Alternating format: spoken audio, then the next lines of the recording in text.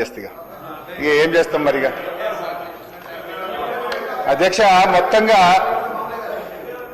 ఈ బడ్జెట్ మొత్తం చూసిన తర్వాత చదివిన తర్వాత చిన్నప్పటి ఒక కథ గుర్తొచ్చింది అధ్యక్ష. చిన్నప్పుడు చదువుకున్నది ఇది బహుశా మీ అందరికీ తెలుసు.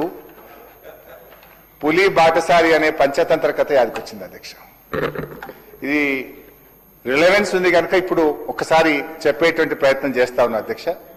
ఒక అడవిలో ఒక ముసలి పులి ఉండేది అధ్యక్ష. ముసలితనం వల్ల దానికి వేటాడే సత్తువ లేకుండా పోయింది. దానికోసం అదొక ఉపాయం ఆలోచించింది. ఏంటంటే అది ఒక బురద గుంటలో కూర్చొని చేతిలో ఒక బంగారు కడియం పట్టుకొని దారిన పోయే బాటసార్లను పిలుస్తూ ఉన్నది. ఓ బాటసార్లారా నన్ను రక్షించండి, నన్ను ఈ బురద గుంటలో నుంచి బయటకు తీసుకురండి అని చెప్పి కనబడ్డ వాళ్ళందరినీ అడుగుతా ఉంది అధ్యక్ష. మీరు నన్ను బురద గుంటలో నుంచి బయటకు తెస్తే ఈ బంగారు కడియం మీకు బహుమానంగా ఇస్తా అని వచ్చిపోయేటోళ్ళందరికీ ఆశ చూపించింది అధ్యక్ష. ఒకరోజు ఒక అమాయక బాటసారి అటు నుంచి వెళ్తూ ఆ పులి మాటలు విన్నాడు అధ్యక్ష. ఇది ముసలి పులి కదా, దీనికి ఒంట్లో బలమైతే లేదు, ఇది నన్ను ఏమీ చెయ్యదనుకోని పాపం బేఫికర్గా ఈ పులిని కాపాడదాం, ఆ బంగారు కడియాన్ని తీసుకుందామని చెప్పి దగ్గరికి పోయిండు అధ్యక్ష. లోపలికి దిగిండు అధ్యక్ష.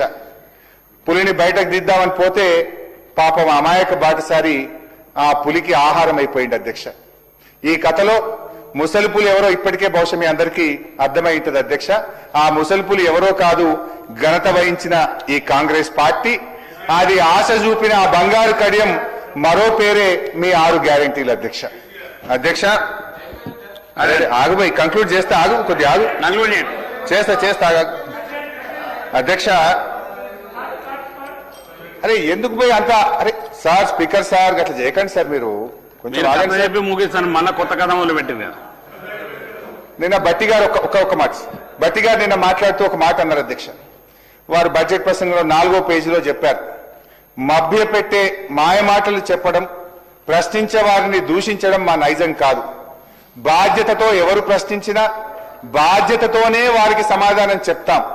ప్రజల పట్ల ప్రజాస్వామ్యం పట్ల మాకున్న చిత్తశుద్ధి అన్నారు.